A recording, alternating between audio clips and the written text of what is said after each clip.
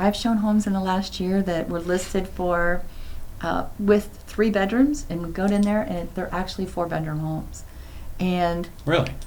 because a lot of people will choose to use a discount brokerage or list them themselves, and they don't complete all the paperwork correctly. And so when they list it online, a lot of times those are going to come up as, okay, that's got a basement. There really isn't a basement in this house.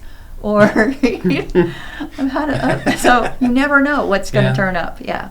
Aaron, is that something too where you kind of see when they're negotiating the contract, sometimes those little quinky dinks or whatever you want to call them will show up and you have to address those from maybe a legal standpoint? Is that? Yeah, I would say the more things change, the more they stay the same. As I'm sure you remember, back in the day, you went to a realtor's office and there was a binder filled with houses, or you looked at the Sunday Circular and found houses. Yeah. But so where Kathy stands out, as well as some of my other agents, is not all, but a lot of my agents, they'll work with the client and help them negotiate an offer, find something on the PL, like Kathy's talking about. But I think a lot of clients just think, oh, I'll just look on, fill in whatever website you want, and that will get the job done. It's not. It's the personal touch that gets it done. Clients will ask me questions about value of a home, and I'll refer them back to the agent because that's not my area of expertise. My area of expertise is how to take care of the transactional legal aspects of the deal, whereas your agent's going to know how to do a CMA to figure out the value of the home. A good agent's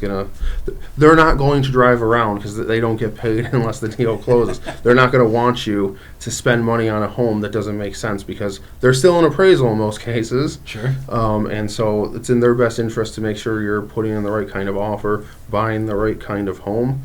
And so I think that is true. The other thing I'll say when we're talking about things in the market is I'm also licensed in Wisconsin. It's not just unique to our market. Buyers and sellers in Wisconsin are always concerned, is it the right price I'm selling for? Is this the right way to buy a home? So it's not just here, and it's always, there's another home that came up. Even with new construction, the clients are saying, oh, I found a different home with a different builder. Can I get out of this contract? Yeah. And so people say, well, it's just a real estate contract. It's still a contract. Even if it's a 7.0 form or some other builder's form that's being used, it's still a legally binding contract after those contingencies are up. So you have to keep that in mind.